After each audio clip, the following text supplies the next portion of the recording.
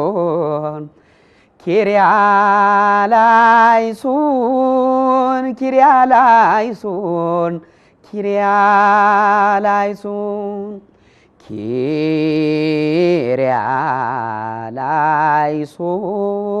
Kyrialaison,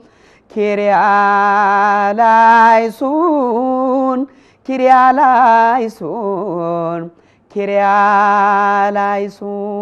በሰሙነ ሕማማት የሚሰገደው የኪርያላይሶን ስግደት ምእመናን የኢየሱስ ክርስቶስን መከራ በማሰብ ራሳቸውን በትህትና ዝቅ በማድረግና ኃጢአታቸውን በመናዘዝ ለፈጣሪ የሚያቀርቡት ልዩ የንስሐና የአምልኮት ስግደት ነው።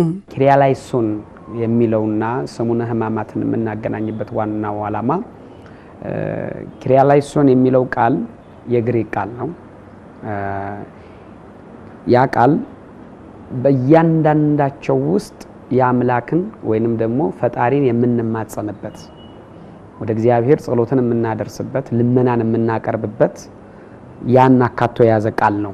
ኪርያላይሶን የሚለው ከቃሉ ትርጉም ስንነሳ እንግዲህ ኪሪዬ ማለት እግዚኦ እንደማለት ነው። ያ ቃል ኪሪዬ የሚለው እግዚኦ እንደማለት ነው። ላይሶን ማለት ደግሞ ማረን ነው። ጌታ ሆይ ማረን ይቅርም በለን የሚለውን ቃል ነው የሚያሳየው። ኪርያላይሶን የሚለው መዝሙር ጌታችን ኢየሱስ ክርስቶስ የደረሰበትን መከራ ነው በቃ የሚያወሳው እሱን ነው። በዝማሬ ያው ስገልጸው ኪርያላይሶን ኪርያላይሶን አማኑኤል ጌታ ኪርያላይሶን ኪርያላይሶን በጥፊ ተመታ ኪርያላይሶን ኪርያላይሶን አዳምን ሊፈውስ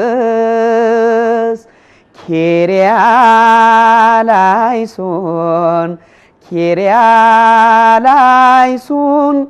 ቆመ ከጲላጦስ ኪርያላይሶን ኪርያላይሶን በወንበዴው ፈንታ ኪርያላይሶን ኪርያላይሶን ተሰቀለ ጌታ ኪርያላይሶን ኪርያላይሶን እኛን ወዶ ስጋችንን ለበሰ። በለበሰው ስጋ መለኮት በጥፊ ተመታ። መለኮት በለበሰው ስጋ ተደበደበ። መለኮት በለበሰው ስጋ ምራቅ ተተፋበት። መለኮት በለበሰው ስጋ መከራን ሁሉ ተቀበለ። የአዳምን መከራ ተገብቶ ተቀበለ።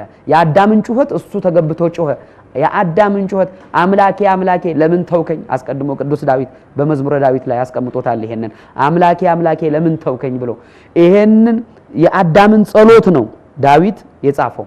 እግዚአብሔር ራሱ በአዳም ተገብቶ መጥቶ አምላኬ አምላኬ ለምን ተውከኝ ብሎ ሰይጣን ዲያብሎስን በእሳት ዛንጅር በነፋስ አውታር ወጥሮ በመስቀሉ ጠርቆ ይዞት አዳምን ነፃ አውጥቶታል ማለት ነው።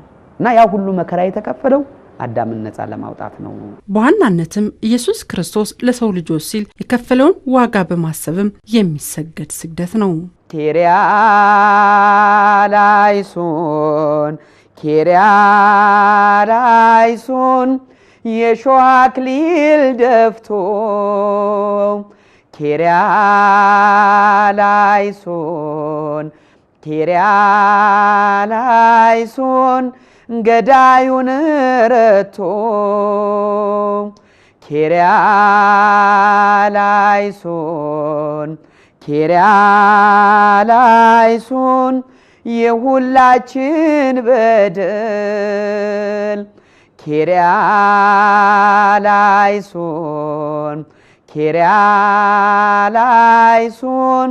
ተሻረ በእርሱ ቁስ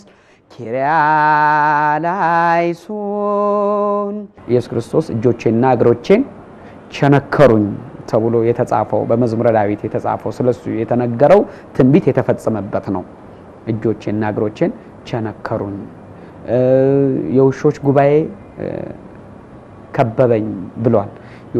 ያ እንግዲህ የውሾች ጉባኤ ከበበኝ ተብሎ ምራቅ የተተፋበት የተዘበተበት እሱን በፊቱ የዘበቱበት ይሄንን የሚያወሳ ነው እያንዳንዱ መዝሙር በውስጡ ያለው።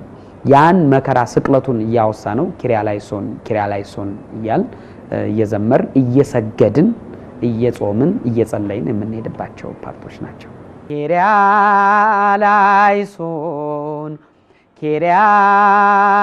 ኪርያላይሶን ሆምጣጤ አጠጡት።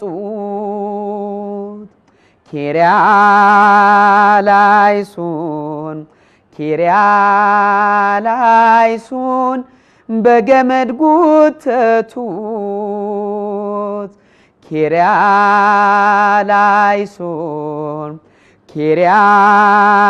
ኪርያላይሶን በወንበዴው ፈንታ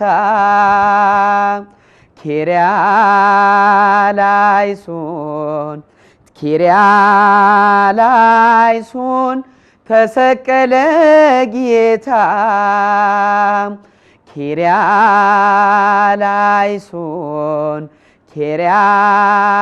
ኪርያላይሶን ሁሉም ዘበቱበት። ኪርያላይሶን በዘላለም ሕይወት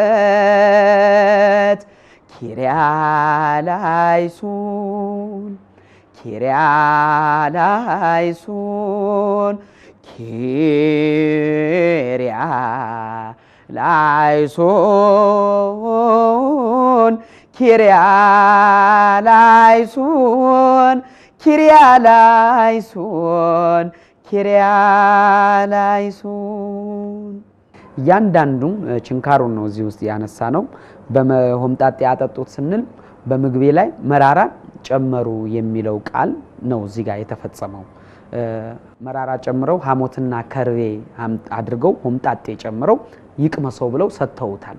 እንግዲህ ሆምጣጤ አድርገው ከርቤ ምን ያህል መራራ እንደሆነ ይታወቃል። ያን ከርቤ ጨምቀው ተጠማው በመስቀል ላይ ተጠማው ቢላቸው ሆምጣጤ ከርቤን አድርገው አንድ ላይ ደባልቀው ለምግቡ እንዲቀምሰው አቀረቡለት።